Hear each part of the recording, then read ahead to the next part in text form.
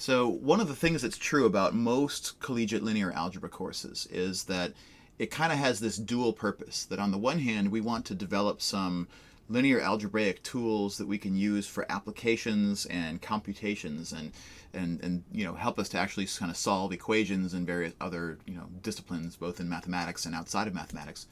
But then on the other hand, we want linear algebra to be a richly sort of theoretical experience that gives us the opportunity to practice our careful attention to mathematical definition, logic, and proof. And that's a really hard combination to strike in any one course, to kind of do both of those. It's like that old Simpsons episode where they're asking the kids, like, what do you want Itchy and Scratchy shows to be like? Do you want it to be realistic with situations that you face every day, or do you want it to be off the wall and crazy and swarming with magic robots? And the kids say, yeah, all of those things. And it's just not feasible, really, in some ways, to do justice to both. But this is the point at which it's time for us to start to look at some of those theoretical aspects of linear algebra and start to work on our craft of mathematical definition, logic, and proof.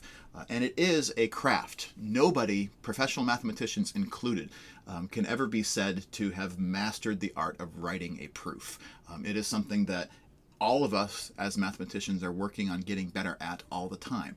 And that's the sense in which it's a craft. It's not a skill that you can have and then suddenly you can know how to write proofs for the rest of your life. It's something, like I mentioned, everyone is working on all the time, regardless of the amount of time that you've been in the mathematical industry.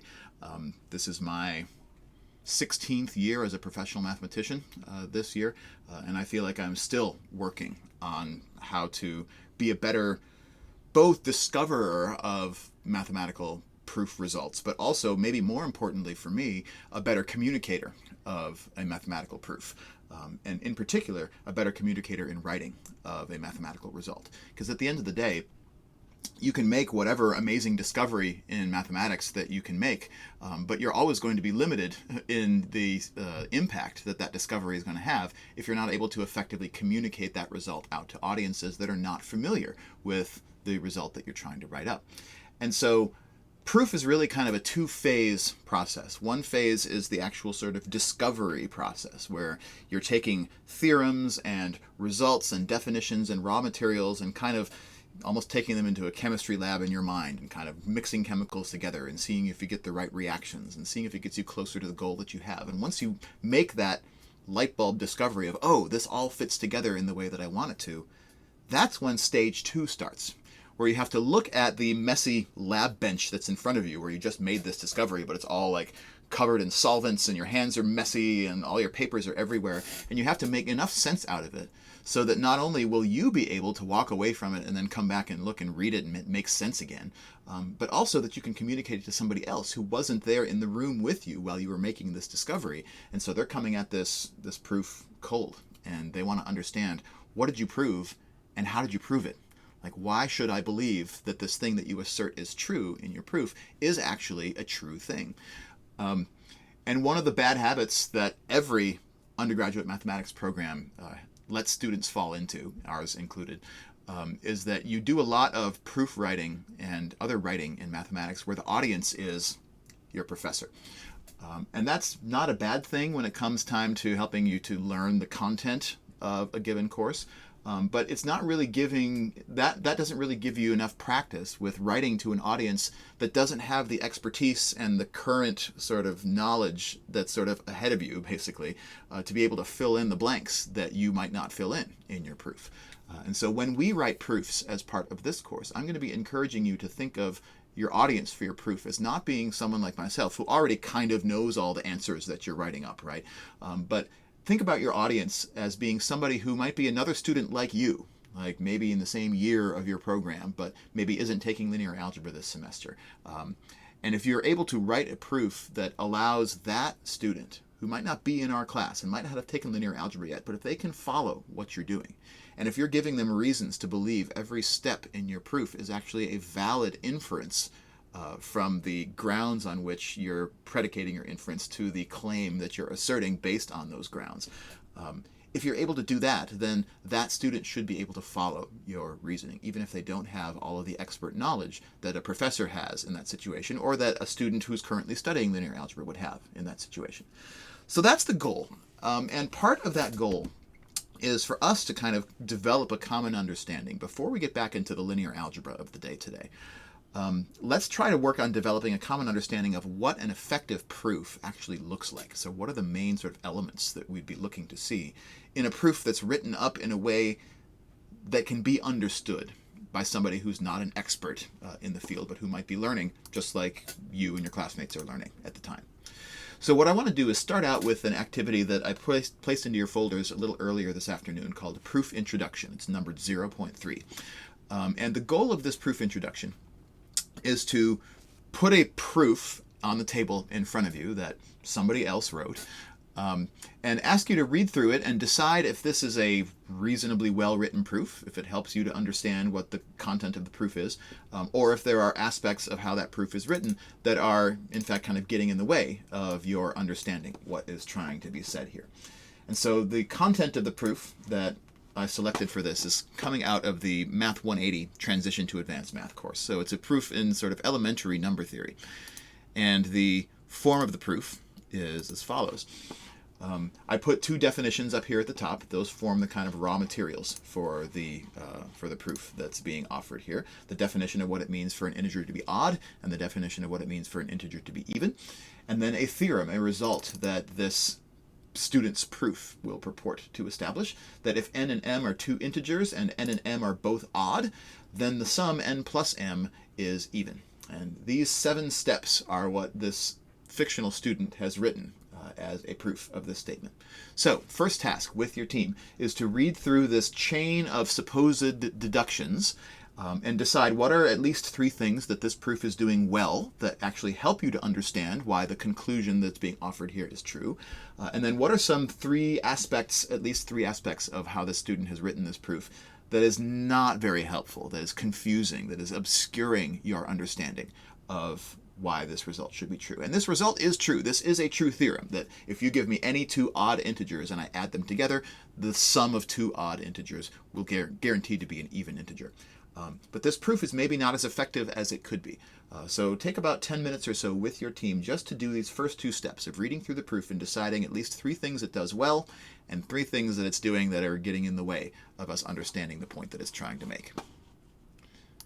So one thing I really like about this activity, this exercise, is that every time I do it, people come up with different pluses and minuses for what this attempted proof does well and what are some of the things that this proof doesn't do as well.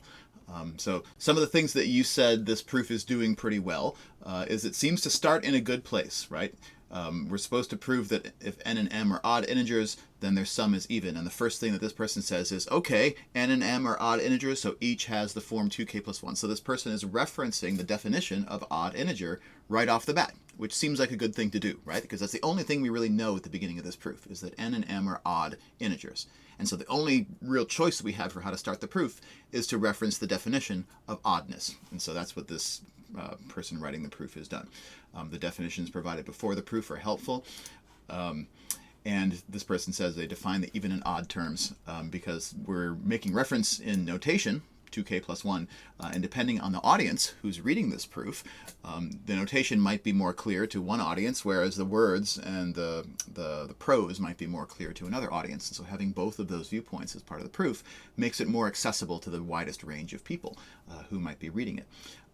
This proof is also organized in kind of a bullet list fashion, which is kind of when we're just getting started with proof writing, is kind of a convenient way to separate the different claims and assertions that are being made. In actual written proofs, though, we tend to not do a list like this.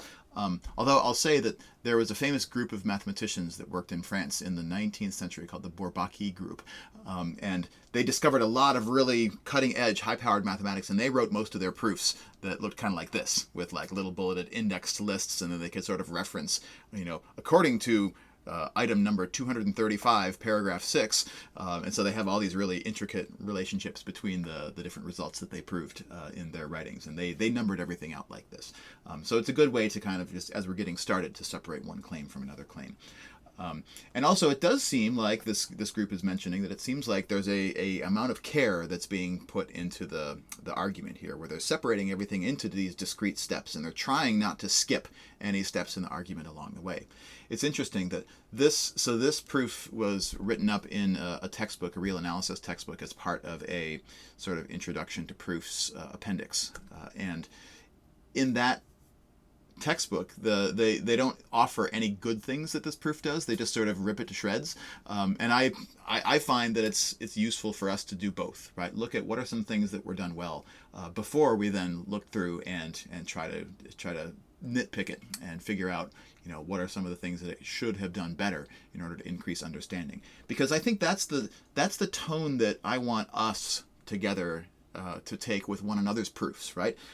We should have the generosity to be able to look through a proof, even if we think it's not great, and say, oh, actually, this part is really good. This part works really well. This part really helped me to understand. And also, we should look at this part over here because it's not helping, or this part over here seems incorrect, or this part over here seems to have misused a definition, that kind of thing, right? That's really good practice anytime that you're giving feedback on people's works in progress, is to be able to, say what it does effectively as well as what it might be doing ineffectively. So speaking of ineffectively, some of the things that you all cued in on this.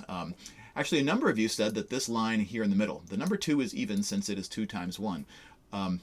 A couple of groups said that is such an obvious statement that it might not even merit mentioning. And that's possibly true, right? That too depends on the audience.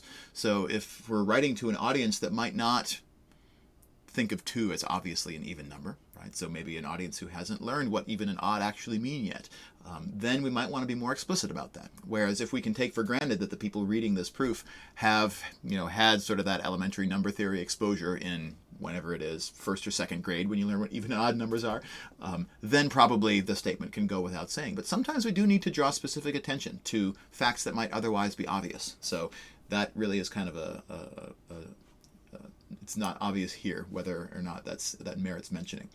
And I like the point that this group made about that line, is that the number 2 is even since it's 2 times 1. Well, when you read that, it's kind of jarring, like, wait, 2? What 2 are you talking about? Because you look up in the proof and you see 1, 2, 3, 4 instances of the number 2 that this person could be talking about at that stage. And so it's not clear at all which of those 2s we would even be interested in making that observation about.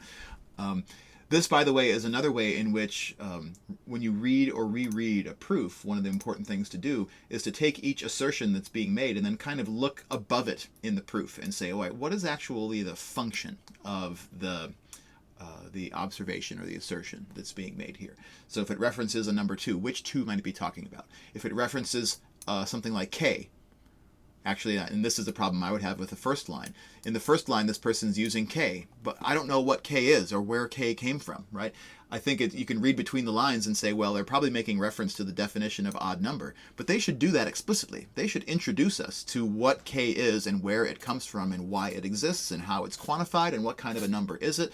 That, you got to introduce the characters on the stage before you have the characters say their first line, right? And so if I don't know where k came from or what k is or how it's quantified, what type of number it is, etc., I shouldn't be using it in part of an argument yet. Right? I should take the care to introduce the reader to it first. Also, and I really like this explanation that Group 1 has made here also, the statement, the sum of 2 even numbers is even. So this person has specifically called out a general principle. We call this kind of general principle a warrant for the implication. So they are trying to conclude the sum of 4k and 2 is an even number. So that's the claim they're trying to establish. And the grounds on which they're trying to stake that claim is that 4k is even, so that's coming from line 5, and that 2 is even, that's coming from line 4. And then because the sum of 2 even numbers is even, that would then guarantee that the sum of 4k and 2 is an even number. So this is actually a pretty careful instance of what's called a warranted implication. And if we diagram this out, sort of what is the sort of the function of each piece of that argument that's being made here. So every time we make an implication as a part of a proof, we have some evidence for the claim that we're trying to establish. In this example, the evidence is something like 4k is even, and also 2 is even. So that's the evidence that we bring to the table. The conclusion, the claim that we want to draw, is that 4k plus 2 is therefore even. But in order to get from this to that, we have to have a reason for the reader to believe that.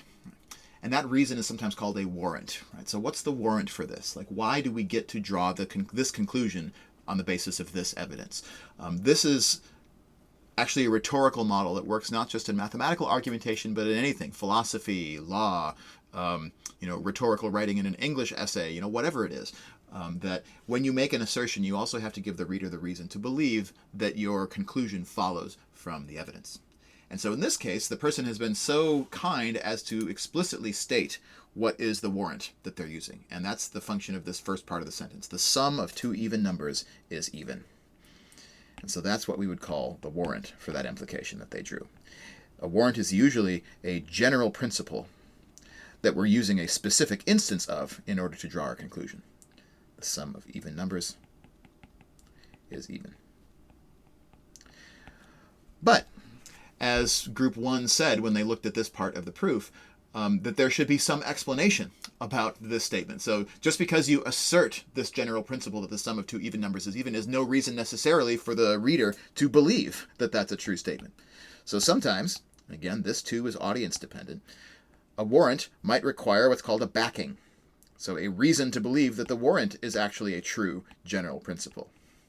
Backing. And sometimes from this, you might make reference to, a theorem or a previously established result. Maybe you're in your Math 180 class and in your textbook, there is a theorem that you can cite by theorem 3.2.6 or whatever, right? So there's some backing that justifies why the general statement that you make in the warrant is actually a true statement.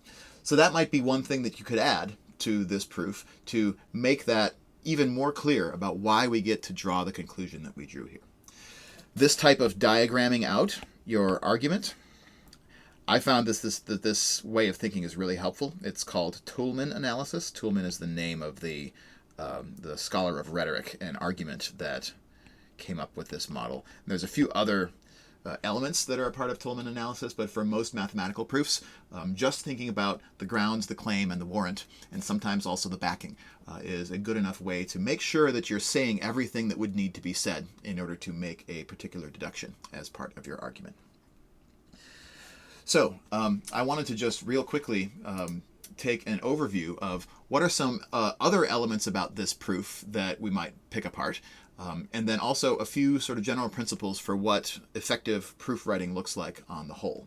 That can hopefully be things that you can use the proofs that we write in linear algebra to help you to practice. So for starters, again, because this exercise came out of an analysis textbook, the textbook itself provides some additional sort of nitpicks for the things that it liked and didn't like so much about the proof that's being proffered here. So some of them are things that you already cued in. The proof begins by talking about two integers, but the reader has not yet been introduced to those integers. And so we don't know what those two integers are called. We don't know what property they satisfy. It just says the two integers, but we don't know what two integers we're talking about.